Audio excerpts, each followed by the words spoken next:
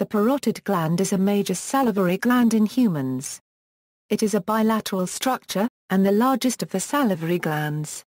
It is wrapped around the mandibular ramus, and secretes saliva through the Stensen duct into the oral cavity, to facilitate mastication and swallowing and to begin the digestion of starches. The word parotid literally means around the ear. Structure: the parotid glands are a pair of mainly serous salivary glands located inferior and anterior to the external acoustic meters, draining their secretions into the vestibule of oral cavity through Stensen duct or parotid duct. Each gland lies posterior to the mandibular ramus and anterior to the mastoid process of temporal bone. The gland is effectively palpated bilaterally. Start anterior to each ear, move to the cheek area, and then inferior to the angle of the mandible. The gland is roughly wedge-shaped when seen superficially and is also wedge-shaped when seen on horizontal sections. The parotid duct or Stensen duct is a long excretory duct that emerges from the anterior border of the gland, superficial to the masseter muscle. The duct pierces the buccinator muscle, then opening up into the oral cavity on the inner surface of the cheek, usually opposite the maxillary second molar. The parotid papilla is a small elevation of tissue that marks the opening of the parotid duct on the inner surface of the cheek. Histology: the gland has a capsule of its own of dense connective tissue but is also provided with a false capsule by investing layer of deep cervical fascia. The fascia at the imaginary line between the angle of mandible and mastoid process splits into the superficial lamina and a deep lamina to enclose the gland. Risorius is a small muscle embedded with this capsule substance. The gland has short striated ducts and long intercalated ducts. The intercalated ducts are also numerous and lined with cuboidal epithelial cells and have lumina larger than those of the acini. The striated ducts are also numerous and consist of simple columnar epithelium, having striations that represent the enfolded basal cell membranes and mitochondria. Even though the parotid gland is the largest, provides only 25% of the total salivary volume. The serous cell predominates in the parotid, making the gland secrete a mainly serous secretory product. The parotid gland also secretes salivary alpha amylase, which is the first step in the decomposition of starches during mastication. It is the main exocrine gland to secrete this. It breaks down amylose and amylopectin by hydrolyzing alpha-1, 4 bonds. Additionally, SAA has been suggested to prevent bacterial attachment to oral surfaces and to enable bacterial clearance from the mouth. Surfaces and borders: the gland has 4 surfaces: superficial or lateral, superior, anteromedial and posteromedial. The gland has 3 borders: anterior, medial and posterior. The parotid gland has 2 ends, superior end in the form of small superior surface and an inferior end. Relation to other structures: 1. Superficial or lateral relations: the gland is situated deep to the skin. Superficial fascia: superficial lamina of investing layer of deep cervical fascia and great auricular nerve. 2. Anteromedial relations: the gland is situated posterolaterally to the mandibular ramus, masseter and medial pterygoid muscles. A part of the gland may extend between the ramus and medial pterygoid as the pterygoid process. Branches of facial nerve and parotid duct emerge through this surface. 3. Posteromedial relations: the gland is situated anterolaterally to mastoid process of temporal bone with its attached sternocleidomastoid and digastric muscles, styloid process of temporal bone with its 3 attached muscles and carotid sheath with its contained neurovasculature. 4. Medial relations: the parotid gland comes into contact with the superior pharyngeal constrictor muscle at the medial border where the anteromedial and posteromedial surfaces meet. Hence there is a need to examine the forces in parotitis. Structures that pass through the gland: these are from lateral to medial: facial nerve, retromandibular vein, external carotid artery, superficial temporal artery, branches of the great auricular nerve. Blood supply: the gland is mainly irrigated by external carotid artery via the posterior auricular artery and the transverse facial. Venous drainage: venous returns to the retromandibular vein.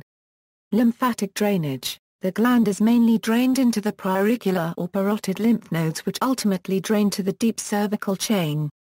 Innervation. Innervation is entirely autonomic. Postganglionic sympathetic fibers from superior cervical sympathetic ganglion reach the gland as periosteal nerve plexuses around the external carotid artery, and their function is mainly vasoconstriction. The cell bodies of the preganglionic sympathetics usually lie in the lateral horns of upper thoracic spinal segments. Preganglionic parasympathetic fibers leave the brain stem from inferior salivatory nucleus and the glossopharyngeal nerve, and then through its tympanic and then the lesser petrosal branch pass into the otic ganglion. There, they synapse with postganglionic fibers which reach the gland by hitchhiking via the auriculotemporal nerve, a branch of the mandibular nerve. Parotid gland salivation is ultimately caused by the glossopharyngeal nerve.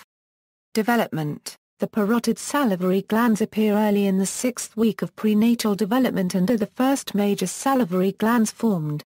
The epithelial buds of these glands are located on the inner part of the cheek, near the labial commissures of the primitive mouth. These buds will grow posteriorly toward the otic plocodes of the ears and branch to form solid cords with rounded terminal ends near the developing facial nerve. Later, at approximately 10 weeks of prenatal development, these cords are canalized and form ducts, with the largest becoming the parotid duct for the parotid gland. The rounded terminal ends of the cords form the isthmi of the glands. Secretion by the parotid glands via the parotid duct begins at approximately 18 weeks of gestation. Again, the supporting connective tissue of the gland develops from the surrounding mesenchyme. Clinical relevance. Parotitis. Inflammation of one or both parotid glands is known as parotitis. The most common cause of parotitis is mumps. Widespread vaccination against mumps has markedly reduced the incidence of mumps parotitis. The pain of mumps is due to the swelling of the gland within its fibrous capsule. Apart from viral infection, other infections such as bacterial infections can cause parotitis. These infections may cause blockage of the duct by salivary duct calculi or external compression. Parotid gland swellings can also be due to benign lymphoepithelial lesions caused by Mikulicz disease and Sjar-Paragraph-Gren syndrome. Swelling of the parotid gland may also indicate the eating disorder bulimia nervosa, creating the look of a heavy jaw line. With the inflammation of mumps or obstruction of the ducts, the SAA is deposited in the bloodstream, raising SAA levels. Fibrous reactions, tuberculosis and syphilis can cause granuloma formation in the parotid glands. Salivary stones. Salivary stones mainly occur within the main confluence of the ducts and within the main parotid duct. The patient usually complains of intense pain when salivating and tends to avoid foods which produce this symptom. In addition, the parotid gland may become enlarged upon trying to eat. The pain can be reproduced in clinic by squirting lemon juice into the mouth.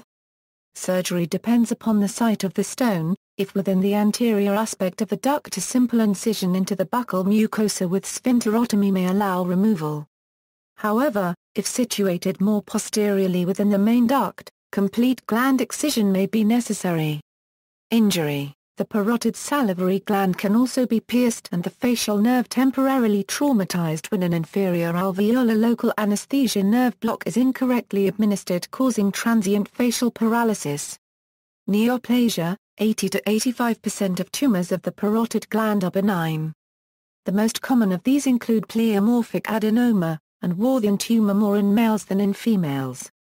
Their importance is in relation to their anatomical position and tendency to grow over time. The tumorous growth can also change the consistency of the gland and cause facial pain on the involved side since the facial nerve travels through the gland. 15 to 20% of parotid tumors are malignant, with the most common tumors being mucoepidermoid carcinoma and adenoid cystic carcinoma. Other malignant tumors of the parotid gland include actinic cell carcinoma, carcinoma ex pleomorphic adenoma, adenocarcinoma, squamous cell carcinoma and undifferentiated carcinoma. Critically, the relationship of the tumor to the branches of the facial nerve must be defined because resection may damage the nerves, resulting in paralysis of the muscles of facial expression. Surgical treatment of parotid gland tumors is sometimes difficult because of the anatomical relations of the facial nerve parotid lodge, as well as the increased potential for postoperative relapse.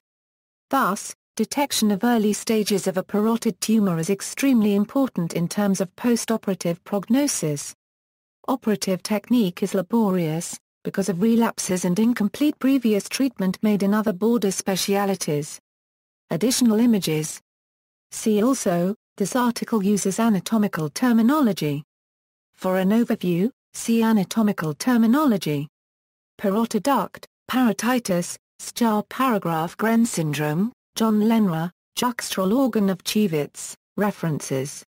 External links, illustration at yoursurgery.com, Lesson 4 at the Anatomy lesson by Wesley Norman, Parotid plus gland at eMedicine Dictionary, salivary gland infections from Medline Plus, salivary gland cancer from American Cancer Society.